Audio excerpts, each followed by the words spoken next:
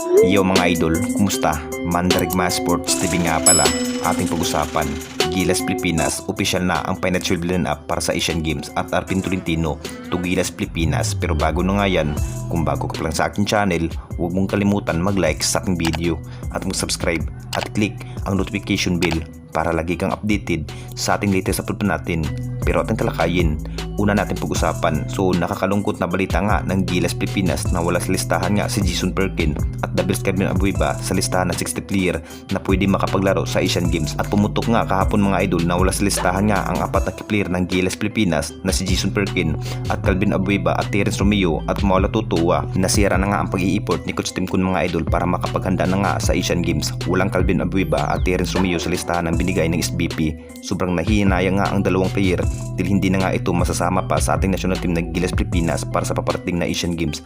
At pati na nga si Calvin Abueva mga idol na dismaya na nga sa nangyari. Excited pa naman si Dabis mga idol na makapaglaro ulit sa Gilas Pilipinas. Malaking problema pa rin kay Coach Tim Kun mga idol dahil balik umpisa na nga ito ang pag-iinsayo sa Gilas Pilipinas. Nakapaghanda na sana ang Gilas Pilipinas mga idol dahil si Terence Romeo pa naman ang isang Gilas guard, siya nga magdadala sa opinsa. Malaking paghinayang na nga ito dahil papunta na sana ang Gilas Pilipinas sa bansang China. Pero nabago nga ang desisyon, pull out na rin ang apat na key player ng Gilas Pilipinas at hindi na nga ito makapaglaro dahil wala na nga ito sa listahan ng binigay ng SBP. At nagagalit na nga ito sa Alfrancis Chua mga idol dahil alam naman nating lahat ng SMC na nga ang mahawak ngayon sa Gilas Pilipinas at posibleng masasama na rin ito sa financial line-up. Ito si Sistan ng Barangay Hinebra. At ayon pa rin sa sinabi ng SMC mga idol na kailangan pa rin ang isa pang big man ng Gilas Pilipinas. Siguradong malaking maitutulong nga ito ni Christian Stan Hardinger pagdating sa center area at maasahan na rin ito mga idol sa opinsa. Todo nagpapalakas na nga ang Gilas Pilipinas at may kunting kaibahan nga lang sa financial line-up para sa Asian Games. At dito na naman tayo sa isa pa nating balita. Arvin Tolentino to Gilas Pilipinas. Ito nga si Arvin Tolentino mga idol.